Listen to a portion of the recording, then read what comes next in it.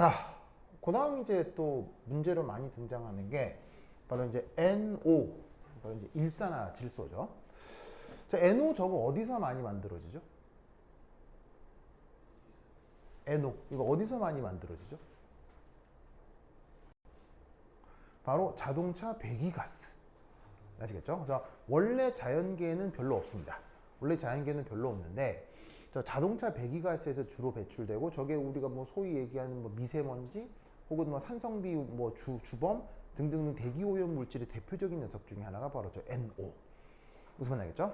자, 그래서 이제 저 NO의 분자기도 함수를 표현을 해볼 건데 우선은 분자기도 함수 역시 원자 오비탈들의 조합으로 분자기도 함수를 보통 편하게 표현을 하기 때문에 저 질소하고 산소의 그 원자 상태의 전자 배치를 한번 생각해 보도록 하겠습니다.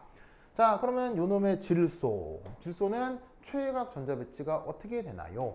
바로 ES2, EPX, EPY, EPZ에 각각 한 개씩. 보시죠. 저런 식으로 나타난다. 그래서 질소는 최외각 전자가 몇 개입니까? 하나, 둘, 셋, 넷, 다섯. 그래서 최외각 전자를 하나, 둘, 셋, 넷, 다섯 이렇게 표현을 했고요. 자, 그다음 산소는 최외각 전자가 몇 개입니까? 6개죠. 하나, 둘, 셋, 넷, 다섯, 여섯. 그럼 산소의 최외각 전자 배치는 ES2, EPX1, EPY1 거기에 전자 하나를 더 추가하면 되겠네요. 됐죠? 네. 이럴 때 저 NO의 루이스 구조를 그려라 라고 하는 문제를 종종 언급하기도 하거든요. 그러면 저 NO의 루이스 구조 어떻게 되죠? NO의 루이스 구조 어떻게 그릴 수 있어요? 바로 여기에 있는 질소와 산소를 보통 이중결합으로 이렇게 연결을 하죠. 그래서 지금 최외각 전자가 총 몇 개가 있어요? 최외각 전자가 하나, 둘, 셋, 여섯, 일곱, 여덟, 아홉, 열, 열하나. 11개의 전자를 이 질소, 산소 이중결합을 놓고 배치를 해주면 된다는 얘기예요. 그럼 어떻게 되느냐? 질소하고 산소 사이 이중결합인데 나머지 뭐냐면은 7개의 전자를 하나, 둘, 셋, 넷, 다섯, 여섯, 일곱. 저런 식으로 배치시켜주면 된다. 이런 뜻이지. 아시겠죠? 알겠죠? 그럼 이때 여기서 우리 이제 어떤 생각을 해볼 수가 있냐면 이렇게 해놓은 전자 배치 속에서 여기 있는 산소는 루이스 구조상 뭘 만족하고 있어요? 옥텟을 잘 만족하고 있죠. 그런데 여기 있는 질소는 옥텟을 만족하나요? 옥텟을 만족하고 있지 못하다 이런 말이에요. 왜냐하면 주변 전자가 하나, 둘, 셋, 넷, 다섯, 여섯, 7개밖에 안 돼서 그렇죠. 왜냐하면 전자를 아무리 끌어모아 봐야 홀수이기 때문에 두 원자 모두 옥텟을 만족시킬 수는 없습니다. 그래서 이 질소는 현재 지금 뭐다? 옥텟 미만족 상태다. 그래서 저 NO 분자라고 하는 녀석의 분자기도 함수를 요래 그려보았습니다. 그럼 이 만들어진 것에서 우리 이제 어떤 해석을 해볼 수 있느냐? 우선 첫 번째 1. 질소보다 산소 원자의 AO가 더 안정하게 그려져 있죠.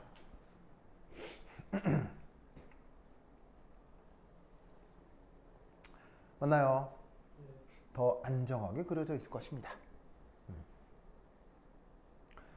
자, 그래서 그걸 지금 표시를 보면은 질소가 됐건 산소가 됐건 ES오비탈도 산소가 더 안정하게, EP오비탈도 산소가 조금 더 안정하게 그려져 있는데 그건 이유가 뭐 때문이겠어요? 바로 산소의 전기 음성도가 더 크기 때문이겠죠. 됐죠? 그 다음 여기서 또 주목해야 될 상황은 뭐예요? 그 다음 또 여기서 주목해야 될 상황.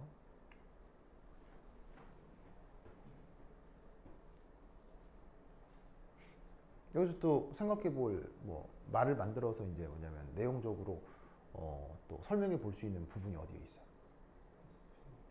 바로 이 경우 SP 믹싱이 뭐 한 편이라는 걸 알 수 있죠? SP 믹싱이 크게 나타나는 상황이겠구나 라고 생각해 볼 수 있는 거죠. 무슨 뜻인지 아시겠죠? 자, 왜 이런 생각을 해볼 수가 있냐면 바로 시그마 Z 본딩보다 파이 XY 본딩이 더 안정하게 표시가 되어 있죠. 무슨 말 나겠죠? 알겠죠? 그래서 이걸로부터 SP 믹싱이 크게 나타나고 있는가 보다 라고 짐작해 볼 수 있죠. 근데 사실 SP 믹싱은 그 어떤 경우 크고 어떤 경우가 작아요. 원자 번호 작을수록 SP 믹싱이 크고 원자 번호 커지면 SP 믹싱 효과가 좀 줄어들죠. 그러면 그게 어떤 경우냐면 바로 이 질소를 기준으로 질소보다 원자 번호 작을 경우는 SP 믹싱이 큰 편이고 얘는 질소보다 원자 번호가 크기 때문에 보통 SP 믹싱이 작게 나타나는 편이라고요. 그래서 이제 질소가 원자 번호 몇 번이죠? 얘가 7번이잖아. 그러면 원자 번호 7번을 기준으로 이 녀석이 SP 믹싱이 크게 나타나는 편인 거고 이 산소는 8번인데 8번 원자부터 이게 사실은 SP 믹싱이 작게 나타나는 편이라고요.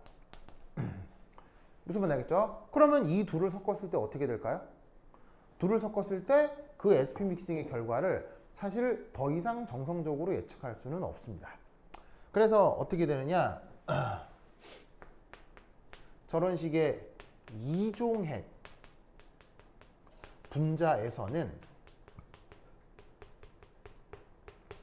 정성적으로 사실 예측하는 게 어렵죠.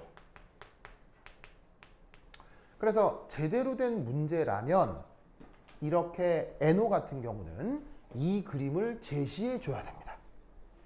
무슨 말 알겠죠? 왜냐면 하나는 크고 하나는 작기 때문에 결론적으로 크게 나타날지 작게 나타날지는 엄밀한 계산이나 실험 데이터가 없으면 판단할 수가 없기 때문에 NO 같은 경우는 이 그림을 주는 게 원칙입니다. 아시겠죠? 주고 이걸로부터 이렇게 논술을 할 수 있으면 그만인 겁니다. 왜냐하면 분자가 몇 개나 있다고 이거 다 외우고 있을 수는 없잖아요. 뭐 기본 틀은 외우지만 이런 세부적인 것까지 외우고 있을 수는 없죠. 그렇죠? 그래서 이걸로부터 이런 논리 구조를 생각해 볼 수 있다. 이런 얘기죠. 됐나요? 자, 그리고 나서 여기에 뭘 해보자? 전자 배치를 해보도록 하겠습니다. 전자 배치할 때는 뭐하고 뭐를 잘 고려하면 되죠? 바로 훈투룰하고 파울리, 베타올리를 적용해서 전자 배치해 주시면 되죠. 자, 여기 전자 총 몇 개 있냐면 하나, 둘, 셋, 넷, 다섯. 여기 몇 개 있냐면 하나, 둘, 셋, 넷, 다섯, 여섯.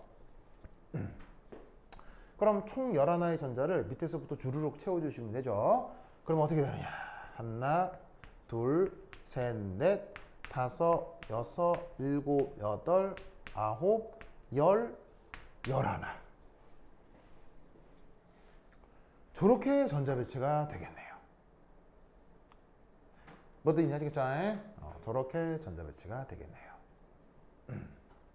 그래서 여기 있는 총 11개의 전자를 하나, 둘, 셋, 넷, 다섯, 여섯, 일곱, 여덟, 아홉, 열, 열하나. 이렇게 전자 배치가 되겠습니다. 그러면 이것으로부터 세 번째 뭘 계산해 볼 것이냐? BO. 자, BO 뭐 줄임말?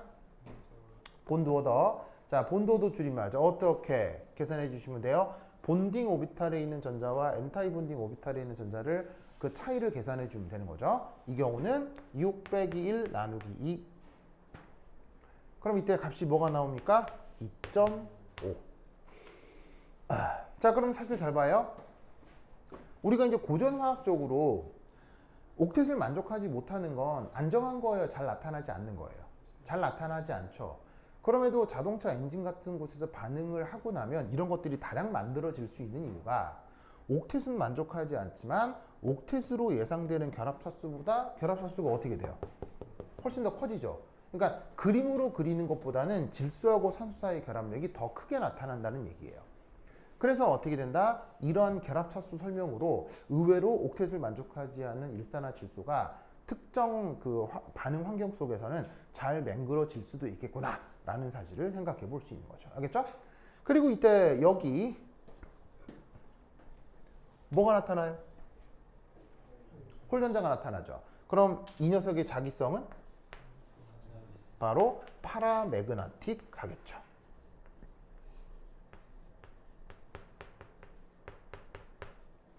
왜냐하면 홀전자가 있으니까요.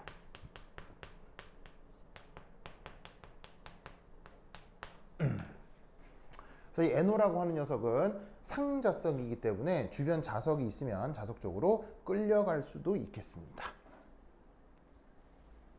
됐죠? 됐죠? 그리고 마지막 위에 줄게요. 네, 준다. 으쌰.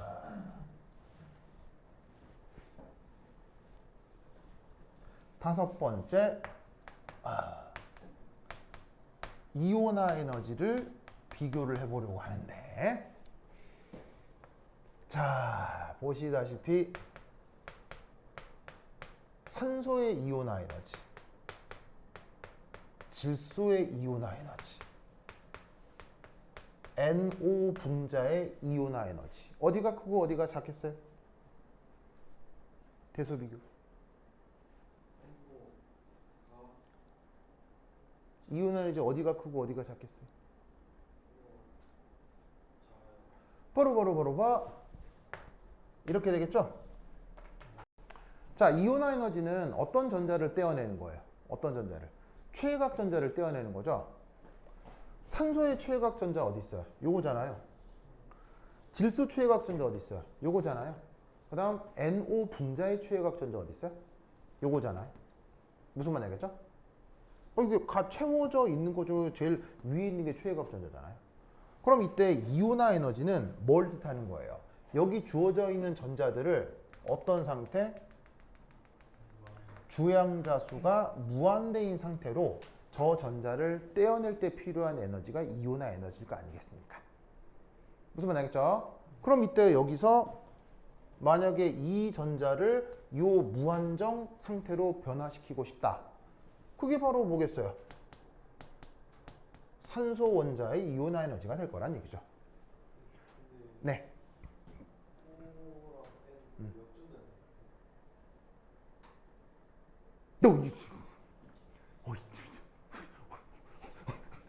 이거 자, 자 봅시다. 맞습니다. 네. 자, 우선.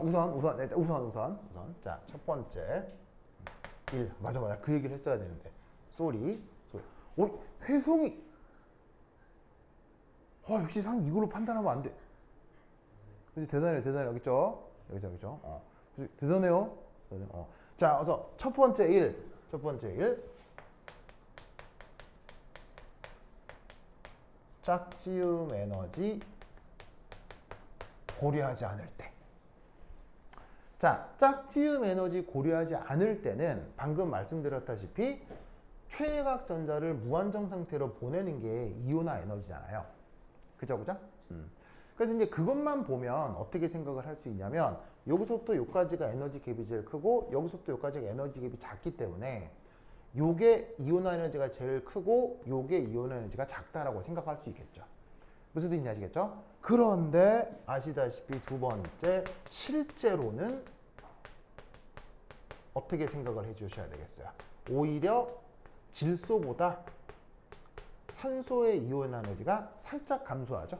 뭘 고려해야 되기 때문이에요. 요 둘 사이에 뭐가 있다? 요 사이에 짝지음 에너지가 나타나니까요.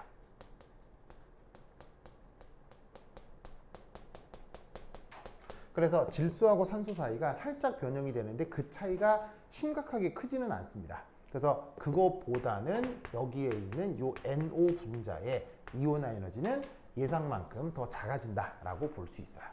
아시겠죠? 그래서 잘했어요. 혜성이 대단해. 좋아. 그래서 이렇게 분자기도 함수에서는 특정 원자와 분자 사이의 이온화 에너지를 비교해 보라는 선택지도 나타날 수 있습니다. 그래서 이런 아이디어 기억해 두세요. 네, 맞습니다. 그래서 이 상태로 보면 이렇게 되는 것 같은데 이 이온화 에너지 그 특징 때문에 이 둘이가 역전되는 상황이 있죠. 오, 좋았어요. 오케이, 됐. 그러면 한 10분 쉬었다 하도록 하겠습니다. 환실 가도세요.